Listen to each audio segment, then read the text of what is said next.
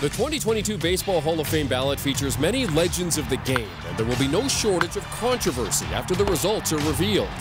The headliners debuting on the ballot are Alex Rodriguez and David Ortiz. Ortiz to right field. It is gone! David Ortiz, the newest member of the 500 Club. While Big Papi is most likely a shoo-in, the case for A-Rod is much more complicated. The 2-0.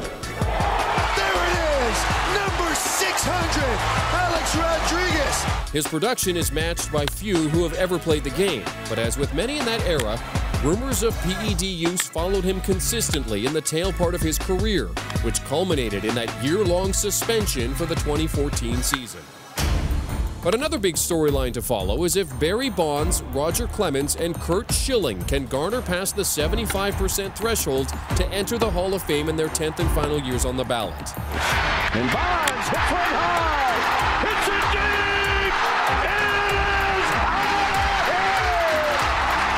756. In the case of Bonds, if you ask some, they'll say he's the greatest player that's ever played the game. Others think that his home run record shouldn't count due to PED rumors that followed much of his career with the Giants. Here's the pitch. Swing and a miss. Put the lights out. As for Clemens, he's currently the only 300-game winner who's not in the Hall of Fame. But like Bonds, he spent the latter years of his career defending himself against PED use.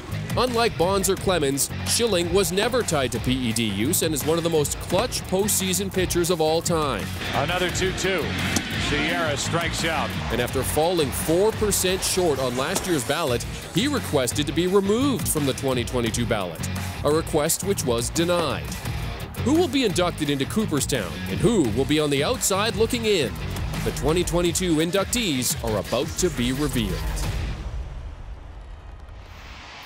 Let's welcome in the best in the big, CBS MLB insider Jim Bowden. Jim, as we just heard, interesting class of eligible players on the ballot this year, to say the very least.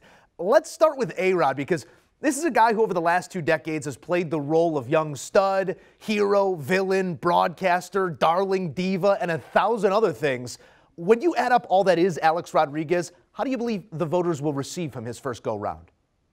Alex Rodriguez is not going to get in the first year, the second year, the third year, and the way things stand, he will not get in during the 10 years that the writers have a chance to vote him in.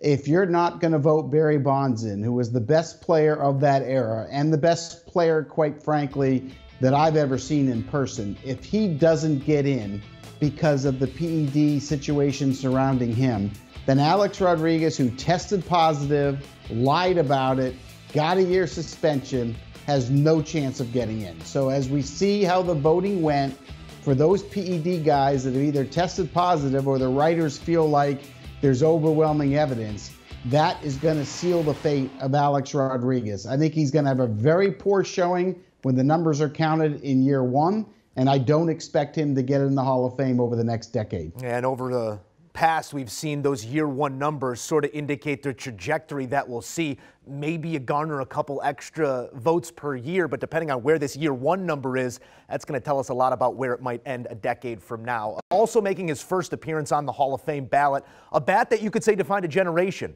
David Ortiz up for enshrinement, but similar to A-Rod, not talked about as much. PED links could tarnish that resume as well in the eyes of the writers.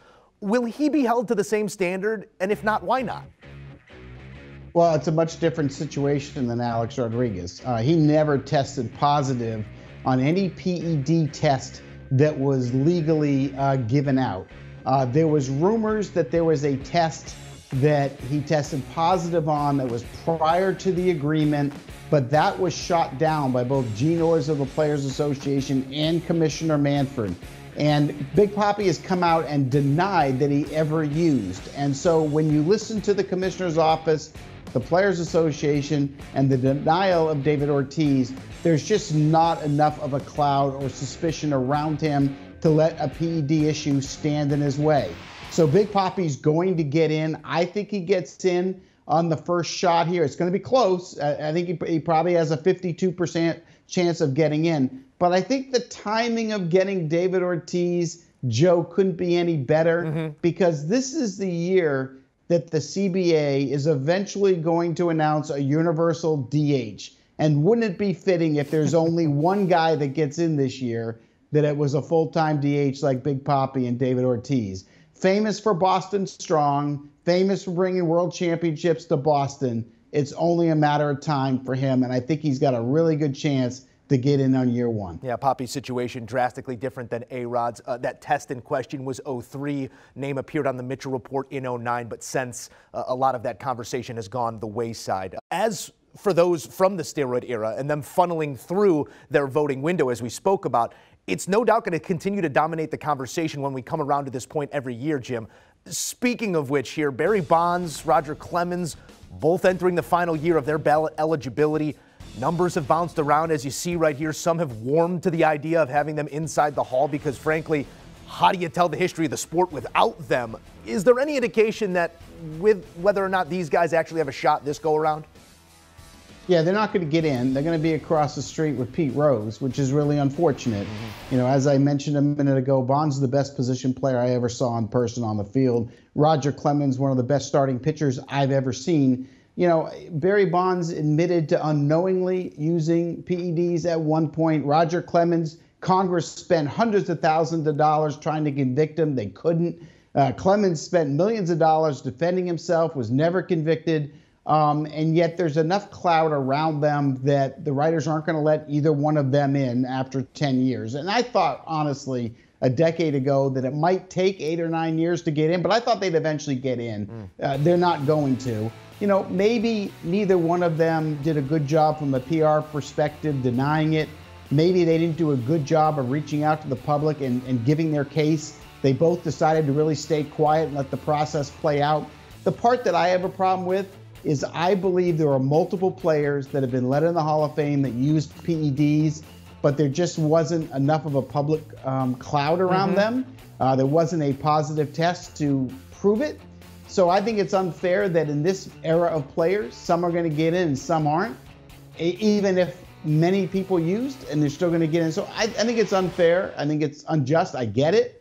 But I think the writers have made it very clear that the only way Bonds and Clemens are going to be Hall of Famers is if the Veterans Committee or the Era Committee decides to let them in. It's going to be in their hands. But the 10 years are up, and neither one are going to be announced tomorrow. Yeah, the league decided to look the other way through the 90s and 2000s, but the writers, they say no chance. After falling just 16 votes short of induction 1 year ago, PR is again at the forefront here. Curt Schilling requested to be removed from this year's ballot. That request was denied. In your estimation, Jim, how will that affect Schilling's, really his full case, his resume, those actions away from the game impact his chances on Tuesday? Yeah, I mean, he shot himself in the foot, Joe, when he sat there and said, I want to come off the ballot. I mean, he was 16 votes shy. He was going to get in. He was trending in that position. People that are normally 16 votes short the year before, those guys get in. And it's unfortunate that his political views or his personality is really going to prevent him from getting in. I mean, here's another guy to me that's definitely a Hall of Famer, with or without the bloody sock. And I do think that he will get in eventually with the Veterans Committee like Jack Morris did and Burt Blyleven did. So I do think eventually Curt Schilling's going to get in because he is a Hall of Famer, but he shot himself. And I think that's one of the problems that I have in the process is the fact that politics or how you handle yourself with the media or how a certain writer feels about you personally stands in the way of making the right decision. And that, you know, it gets me upset a lot of times when I look at the process. And Curt Schilling, who I worked with on ESPN's Baseball Tonight, I may not agree with a lot of his views, but I know one thing. He's a good baseball man. He loved the game, and on the field, you know, he won world championships. He was a Hall of Famer for me. So, again, I'm disappointed he's not in. Yeah, you assess the players, you vote for the players, and this is no doubt a Hall of Fame player, as you put it, JB. You've spoken a couple times here about these committees that could retroactively take some action.